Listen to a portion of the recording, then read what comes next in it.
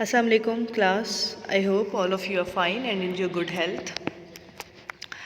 Class आप जानते हैं इस चीज़ को we are again on online road map. आपको पता है कि दोबारा से अब सिस्टम जो है वो ऑनलाइन हो चुका है because of corona virus the third wave. Okay, last जो हमारा टॉपिक था that was unit number 5। Unit number 5 तक हम अपना काम कंप्लीट कर चुके हैं। अब हमारा जो काम है वो है यूनिट नंबर 6 से स्टार्ट होगा और उसके बाद जो भी रिमेनिंग्स हमारे सिलेबस में कॉन्स्टिट्यूट्स रह चुके हैं उनको हम कंप्लीट करेंगे। You are very well aware of the fact that we have completed unit number 1, 2, 3, 4 and 5। Now the next target is unit number 6 and 11 जो कि आपके सिलेबस में मज़ीद इंक्लूड किए गए हैं। अभी हम यूनिट नंबर 6 स्टार्ट करते हैं। यूनिट नंबर 6 के बाद इंशाल्लाह हम यूनिट नंबर 11 पे मूव करेंगे।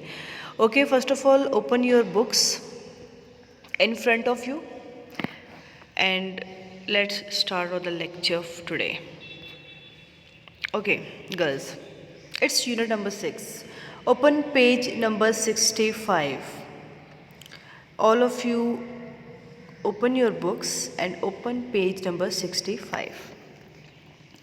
Okay, the name of the unit is ratio and proportion. First of all, what is ratio and what is proportion? आपने इस पूरे यूनिट में बेसिकली यही पढ़ना है कि आपके पास रेशियो क्या चीज़ है, रेशियो का फॉर्मूला क्या है, और जब आप रेशियो का फॉर्मूला अंडरस्टैंड कर लेंगे तो उसके बाद रेशियो के क्वेश्चंस आपने करने हैं। उसके बाद जी जब आप ये रेशियो का टॉपिक कंप्लीट करेंगे then you will understand what is proportion, what is the formula of proportion and how to solve, how to simplify questions regarding the concept of proportion. तो इस चैप्टर में बेसिकली ये दो main topics हैं। The first topic is ratio and the second topic is proportion. तो आपने इन दो topics को डिफरेंटली वन बाय वन करके पढ़ना है। आपने इन दो टॉपिक्स की स्टेटमेंट समझनी है, बेसिकली इनका मकसद क्या है, उसके बाद इनका फॉर्मूला क्या है, इनको लिखते कैसे हैं, इसको रिप्रेजेंट कैसे करते हैं, और उसके बाद इसको क्वेश्चंस के अंदर मैथमेटिकल क्वेश्चंस में आप कैसे यूज़ करेंगे और कैसे अपने क्वेश्चंस को सॉल्व करेंगे। तो सबसे पहले आप अपनी स्क्रीन पे देख सकते हैं, यहाँ पे लिखा हुआ है एक स्टेटमेंट जो कि बेसिकली रेशियो की डेफिनेशन है।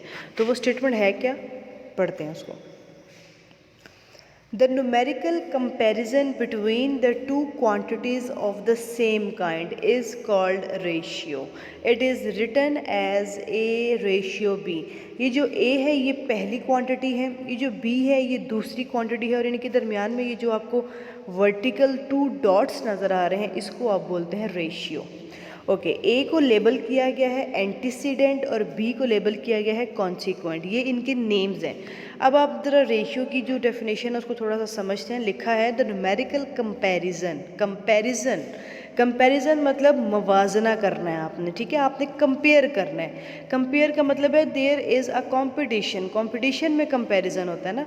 जैसे कि सपोज़ आपके पास एक चॉकलेट है जी किट कैट, एक चॉकलेट आपके पास डेरी मिल्क, तो आप क्या कह रहे हैं जी, हैं तो दोनों चॉकलेट्स ना, मतलब ऐसा तो नहीं है ना कि एक चॉकलेट और एक जो है वो आपके पास जूस है, नहीं, ऐसा कुछ नहीं है, दे आर सेम काइंड।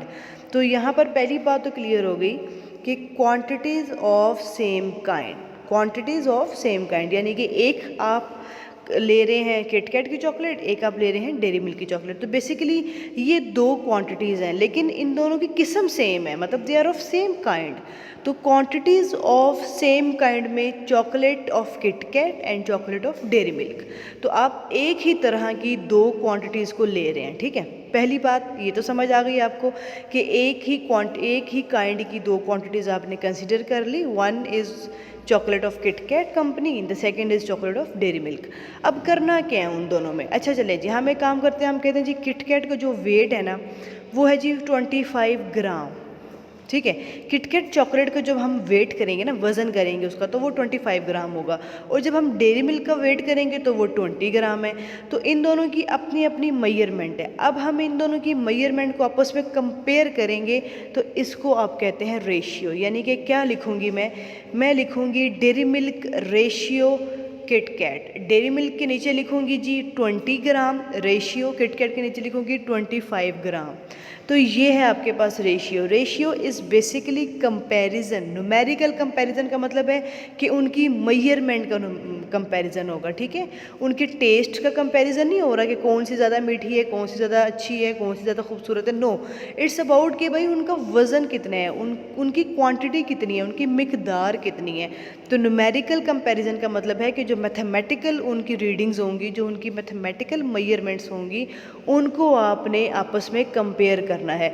और कंपैरिजन जो है वो एक जैसी चीज़ों के दरमियान में होगा, ठीक है। ऐसा नहीं हो सकता कि आप एक तरफ आप लिख रहे हैं जी चॉकलेट, रेशियो के बाद आप लिख रहे हैं जूस। नो, चॉकलेट और जूस का कंपैरिजन आपने नहीं करना, आपने कंपैरिजन करना है सेम काइंड की क्वांटिटीज़ का, यानी कि क्वांटिटीज़ ऑफ सेम काइंड। तो मैं दोबारा इसको स्टडी करती हूँ, आप इस पूरी एग्जांपल को अपने माइंड में रखें और इस एग्जांपल को यहाँ पर अप्लाई करें ताकि आपको डेफिनेशन क्लियर हो सके। The numerical comparison between the two quantities of same kind is called ratio. Same kind की दो क्वांटिटीज़ पिक कर लें। सबसे पहले सेम काइंड मतलब एक ही कैटेगरी की दो क्वांटिटीज़, यानी कि अगर मैं चॉकलेट इंडस्ट्री की बात करूंगी तो I am taking only chocolates, ठीक है।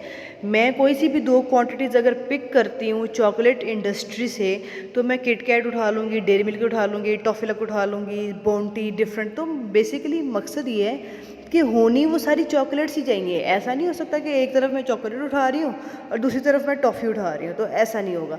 तो एक जैसी किस्म की दो क्वांटिटीज़ उठाएं सबसे पहले, यानी कि you need to pick two quantities of same kind.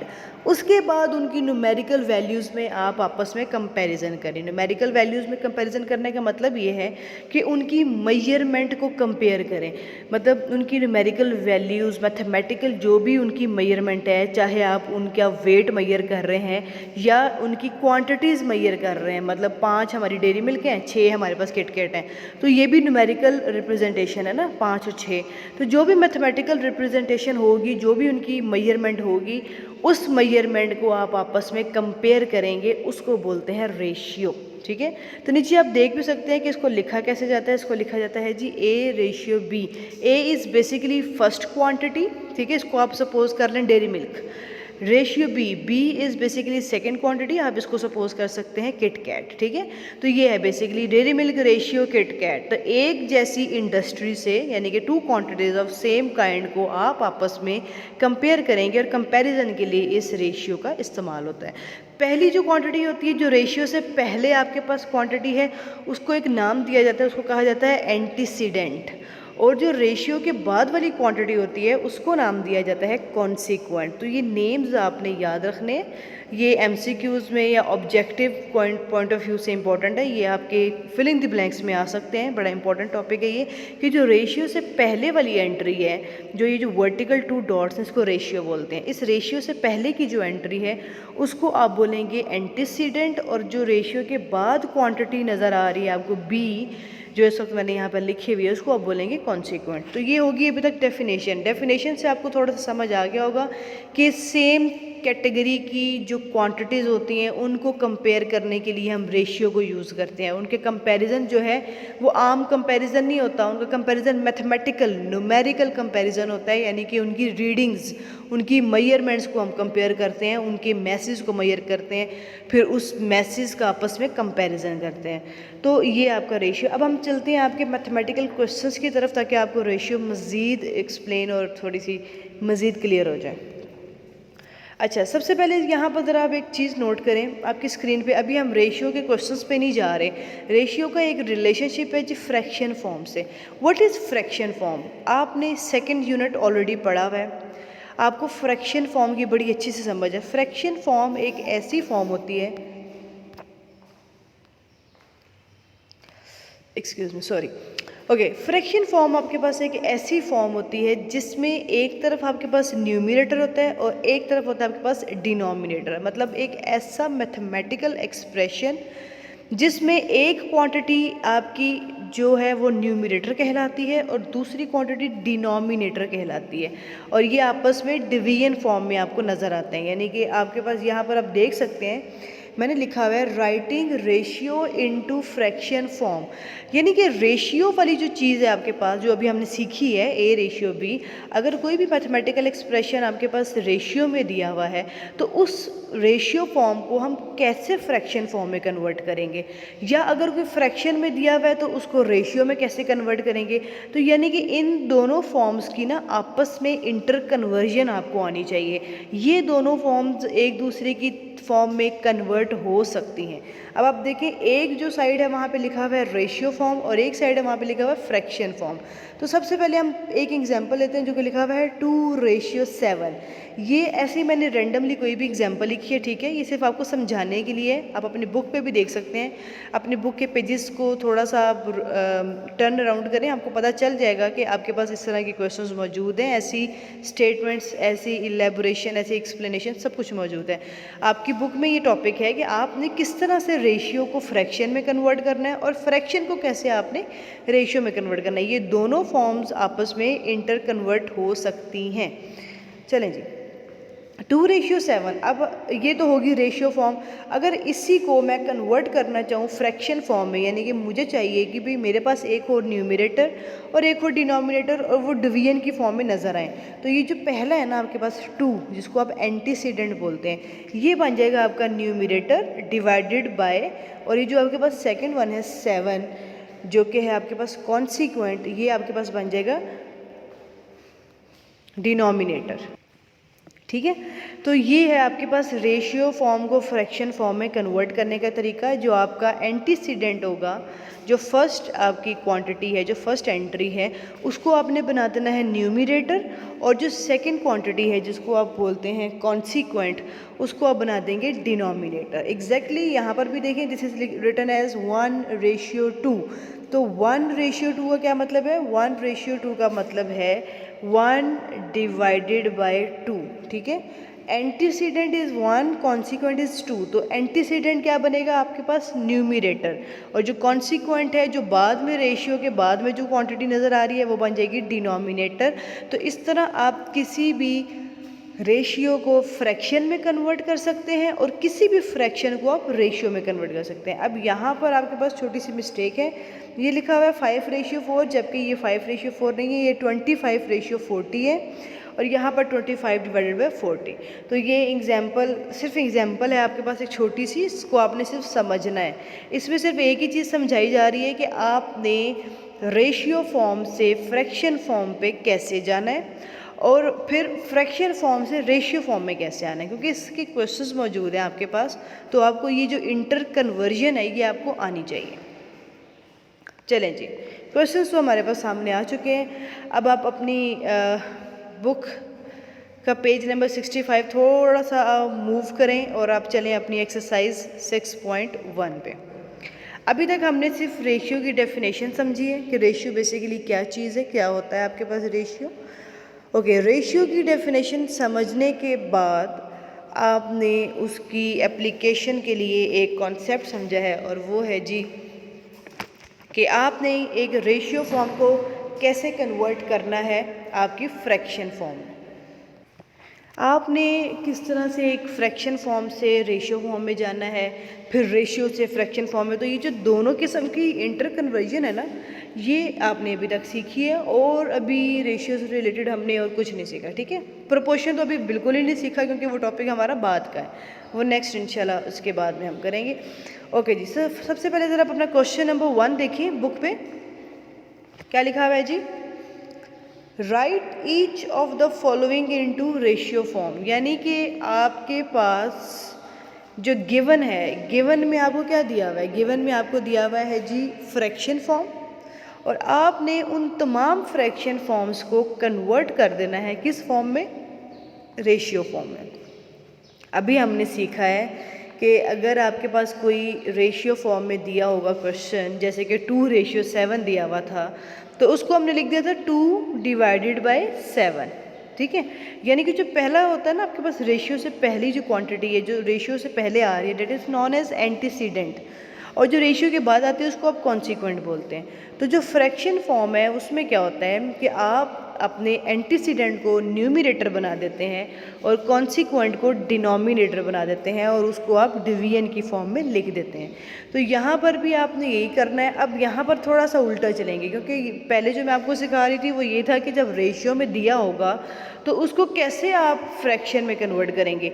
अब मैं आपको ये बता रही हूँ कि अगर फ्रैक्शन में दिया होगा तो उसको आप रेशियो में कैसे कन्वर्ट करेंगे। बात एक ही है, आपने इसमें ये परेशान नहीं होना कि ये कोई नया काम है जी, नहीं। इसमें आपने सिर्फ इतना समझना है, याद रखिएगा गर्ल्स, कि जब आपको एक रेशियो फॉर्म दी जाएगी तो आपने क्या करना है। मैं एक दफ़ा दोबारा से पिछली स्लाइड को रिव्यू करवा देती हूँ आपको। जब आपको दिया जाएगा रेशियो फॉर्म जैसे कि 2:7, तो आपने सबसे पहले ये फोकस करना है कि व्हाट इज़ एंटीसीडेंट। जब आपको पता चल चुका है कि एंटीसीडेंट कौन है, फिर आपने ये देखना है कि कॉन्सिक्वेंट कौन है। तो अब आपको यहाँ पर बड़े अच्छे से पता है कि जो रेशियो से पहले वाली क्वांटिटी होती है उसको आप एंटीसीडेंट बोलते हैं, यानी कि 2 इज़ एंटीसीडेंट, और जो रेशियो के बाद वाली क्वांटिटी है 7 उसको आप बोलते हैं कॉन्सिक्वेंट। तो ये हो गया जी एंटीसीडेंट, ये हो गया कॉन्सिक्वेंट। सबसे पहले तो आपने ये क्लैरिफाई कर दिया कि what is antecedent and what is consequent. जब आपको ये क्लियर हो जाएगा तो उसके बाद आपने उसको कन्वर्ट करना है जी फ्रैक्शन फॉर्म में, यानी कि आपने उसको डिवीजन फॉर्म में लेकर आना है। तो डिवीजन फॉर्म में आपको बस इतना पता होना चाहिए कि जो एंटीसीडेंट है वो बनेगा न्यूमरेटर और जो कॉन्सिक्वेंट है वो बनेगा डिनोमिनेटर। तो आप देख सकते हैं एंटीसीडेंट वॉज 2, तो ये बन गया न्यूमरेटर, ये ऊपर मौजूद है, और 7 जो था कॉन्सिक्वेंट वो आ गया जी नीचे, ये बन गया डिनोमिनेटर। तो अब हम रेशियो फॉर्म से फ्रैक्शन में तो आ गए, अब फ्रैक्शन से रेशियो में आने का क्या तरीका है वो भी समझ लें। अब आपने फ्रैक्शन फॉर्म आपको दिया होगा सवाल में, जैसे कि आप देख सकते हैं जो पहला पार्ट है इसमें लिखा हुआ है 3/4। तो जब आपको एक फ्रैक्शन फॉर्म दी होगी तो आपने सबसे पहले क्या जज करना है, आपने ये देखना है कि इस फ्रैक्शन फॉर्म में न्यूमरेटर कौन है और उसके बाद उसमें डिनोमिनेटर कौन है। तो जो न्यूमरेटर होगा वो क्या बनेगा, क्या बनेगा वो बनेगा एंटीसीडेंट। क्लियर है, समझ आ रही है बात की। आपको जब पहले सिखाया गया है वो ये कहा गया है कि आपका जो एंटीसीडेंट है वो न्यूमरेटर बनेगा, जो कॉन्सिक्वेंट है वो डिनोमिनेटर बनेगा। तो इसी तरह से जो न्यूमरेटर होगा वो एंटीसीडेंट बन जाएगा और जो डिनोमिनेटर होगा वो कॉन्सिक्वेंट बन जाएगा। मतलब आप दोनों फॉर्म्स में यहाँ से वहाँ, वहाँ से यहाँ इजीली आ जा सकते हैं। आपके लिए मुश्किल कुछ भी नहीं है, आपको बस इतना क्लियर होना चाहिए कि एंटीसीडेंट क्या होते हैं, कॉन्सिक्वेंट्स क्या होते हैं और न्यूमरेटर क्या है, डिनोमिनेटर क्या है। अगर ये 4 चीज़ें आपको क्लियर हैं तो आपको बड़े अच्छे से समझ आ जाएगी कि किसको किस में कन्वर्ट करना है। मैं एक दफ़ा दोबारा बोल देती हूँ कि एंटीसीडेंट न्यूमरेटर बनता है, कॉन्सिक्वेंट डिनोमिनेटर बनता है, और इसी तरह न्यूमरेटर एंटीसीडेंट बनता है और डिनोमिनेटर कॉन्सिक्वेंट बनता है। तो आप देख सकते हैं कि जो ये पहला पार्ट था इसमें 3 क्या है, 3 इज़ न्यूमरेटर, 4 इज़ डिनोमिनेटर। तो जो 3 था वो न्यूमरेटर था, तो न्यूमरेटर क्या बनेगा, न्यूमरेटर बनेगा जी एंटीसीडेंट, यानी कि वो आएगा रेशियो से पहले, और जो 4 था वो डिनोमिनेटर था, तो 4 डिनोमिनेटर क्या बनता है, डिनोमिनेटर बनता है कॉन्सिक्वेंट, यानी कि वो आएगा रेशियो के बाद। अब यही सेकंड पार्ट पे आ जाए, आप देख सकते हैं 2/7, 2/7। What is denominator here, 7 is denominator, तो वो आना चाहिए रेशियो के बाद, और वो आप देख सकते हैं आपकी स्क्रीन पे रेशियो के बाद है। 2 इज़ न्यूमरेटर, 2 ऊपर मौजूद है, बट एक ऐसे ही है ना, डिवीजन जो आपका बार है उसके ऊपर 2 मौजूद है, तो 2 इज़ कॉल्ड न्यूमरेटर। तो जो न्यूमरेटर है वो रेशियो से पहले आना चाहिए, यानी कि न्यूमरेटर इज़ बेसिकली एंटीसीडेंट। तो ये आप देख सकते हैं 2:7। थर्ड पार्ट पे चलते हैं, आपके लिखा हुआ है जी 9/11। Okay, what is numerator here, 9 is numerator, तो इसका मतलब है कि 9 विल बिकम एंटीसीडेंट, जो कि आ जाएगा रेशियो से पहले, और 11 इज़ डिनोमिनेटर, तो इसका मतलब है 11 will be your consequent, and consequent is always after ratio symbol. तो ये 9:11। अब लास्ट फोर्थ पार्ट देख लें यहाँ पे, 1/13। तो 1 इज़ योर न्यूमरेटर, तो 1 बिकम्स एंटीसीडेंट, यानी कि रेशियो से पहले आ जाएगा। 13 is your denominator and denominator is your consequent, और वो आ जाएगा आपकी रेशियो के बाद। तो आपको आई गेस यहाँ तक तो काफ़ी क्लियर हो चुका होगा। अगर मैं आपको कोई भी क्वेश्चन देती हूँ जिसमें मैं आपको रेशियो में देती हूँ तो आप उसको इजीली फ्रैक्शन में कन्वर्ट कर सकते हैं, और अगर मैं फ्रैक्शन में देती हूँ तो आप उसको रेशियो में भी लिख सकते हैं। अब इसके नेक्स्ट पार्ट्स पे चलते हैं। तो नेक्स्ट पार्ट में क्या है आपके पास जी, 8 divided by 13, fifth part. 8 divided by 13 का मतलब क्या है, 8 डिवाइडेड बाय 13 में 8 है जी न्यूमरेटर, तो आप सबसे पहले न्यूमरेटर लिखेंगे, यानी कि न्यूमरेटर बिकम्स एंटीसीडेंट।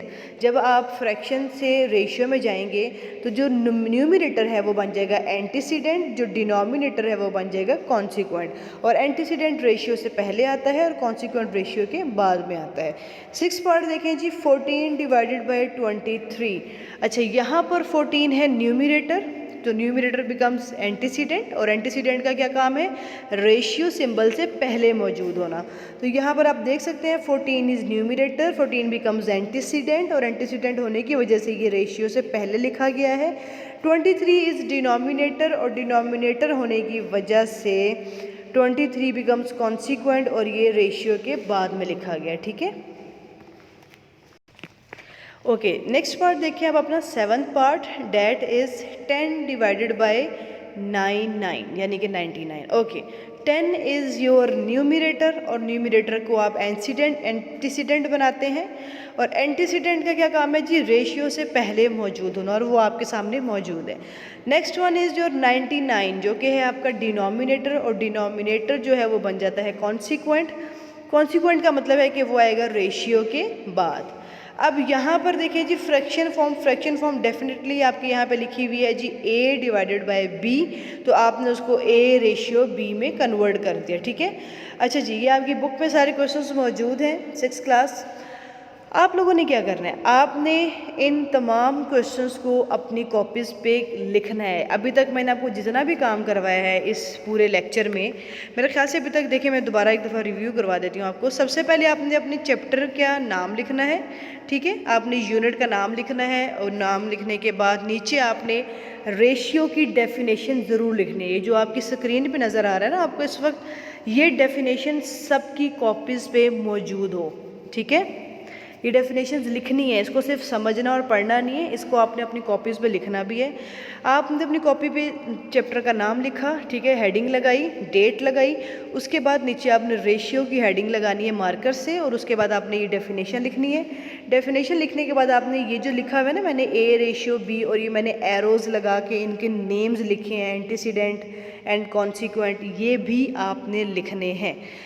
बिल्कुल इस तरह से आपने काम करना है। ठीक है, उसके बाद आपने क्या करना है, आपने ये जो दूसरी स्लाइड पे ये आपके सामने मौजूद है, जिसको आप कहते हैं, एक्सक्यूज़ मी सॉरी, ओके, ये जो दूसरी स्लाइड पे आपके पास मौजूद है ratio form and fraction form, इस तरह से आपने ये भी आपने काम करना है। ओके, ये भी आपकी कॉपीज़ में काम करना है, और इसकी आप हेडिंग क्या लगाएंगी, आप लिखेंगी जी writing ratio into fraction form.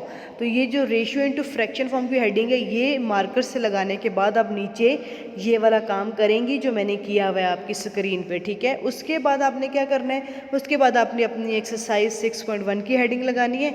6.1 की हेडिंग लगाने के बाद आपने पहला क्वेश्चन लिखना है जो कि है जी write each of the following into ratio form, और फिर 1 बाय 1 आपने अपने जितने भी पार्ट्स हैं वो इस तरह से अटैम्प्ट करने हैं। याद रखिएगा हर पार्ट में आपने ये जो इंग्लिश की स्टेटमेंट लिखी हुई है ना, फ्रैक्शन फॉर्म, रेशियो फॉर्म, ये ज़रूर लिखनी है। ऐसा ना हो कि आप fraction form and ratio form लिखे ही ना और सीधा सीधा बस आप मैथमेटिकल काम कर रहे हो, ऐसा नहीं होना चाहिए।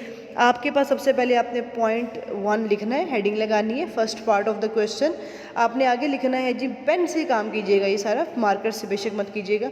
आप लिखिएगा जी सबसे पहले फ्रैक्शन फॉर्म, फ्रैक्शन फॉर्म के बाद कॉलन, इसको यहाँ पर कॉलन बोलूँगी मैं, है तो वैसे ये रेशियो के सिंबल, लेकिन इसके डिफरेंट नाम है, जगह जैसे जगह चेंज होती है वैसे इनके नाम चेंज हो जाते हैं। तो जब ये दो क्वांटिटीज़ के दरमियान में होता है तो ये रेशियो होता है, और जब ये किसी स्टेटमेंट के आगे होता है तो ये कॉलन होता है। ठीक है, तो इसके दो नाम है, इसको कॉलन भी बोलते हैं।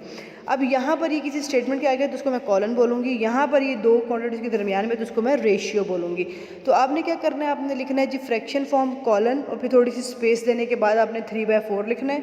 उसके बाद नीचे अगली लाइन पे, नेक्स्ट लाइन पे आपने मूव करना है और वहाँ आपने लिखना है रेशियो फॉर्म कॉलन और फिर आपने स्पेस देनी है, काफ़ी स्पेस देने के बाद आपने लिखना है 3/4। तो जिस तरीके से मैंने ये काम किया हुआ है आपने इसी पैटर्न पे काम करना है, ठीक है। एग्जैक्टली ऐसे ही आपकी कॉपीज़ पे क्वेश्चन नंबर 1 पूरा कंप्लीट हो, इसके सारे पार्ट्स 1 बाय 1 आपने करने हैं और हर पार्ट में आपने फ्रैक्शन फॉर्म की भी हेडिंग लगानी है और ये जो रेशियो फॉर्म है इसकी भी हेडिंग लगानी है, ठीक है। और मैंने ये जो कलर डिफरेंट किए हैं ये इसलिए किए ताकि आपको समझ आ सके कि एक फॉर्म अलग है दूसरी फॉर्म अलग है, ताकि आपकी अंडरस्टैंडिंग डेवलप हो सके, ठीक है। ये क्वेश्चन नंबर 1 है जिसके आई गेस 8 पार्ट्स हैं, तो आपने ये सारे के सारे पार्ट्स कंप्लीट करने हैं। नहीं समझ आई आपको इस टॉपिक की, इस चीज़ की, इस कन्वर्जन की कि आप कैसे रेशियो से फ्रैक्शन, फ्रैक्शन से रेशियो में आ सकते हैं, तो आप मुझसे दोबारा कांटेक्ट करके पूछ सकते हैं। इसमें बिल्कुल आपने, ये बहुत आसान टॉपिक है, इसमें आपने बिल्कुल भी नहीं टेंशन लेनी कि ये क्या होगा, ये कोई मुश्किल टॉपिक नहीं है। आपने सिर्फ समझना है antecedent, consequent, numerator and denominator, बस ये 4 चीज़ें आती होंगी। You will easily convert ratio into fraction form and fraction into ratio form. आसान टॉपिक्स है, मुश्किल नहीं है, ये चैप्टर बहुत ईजी है, इसको अच्छे से कीजिए ताकि जब आप आएँ तो उसके बाद आपके नेक्स्ट जो टॉपिक्स हैं वो इजीली कवर हो सकें। चलें जी, चलते हैं जी आपके क्वेश्चन नंबर 2 पे।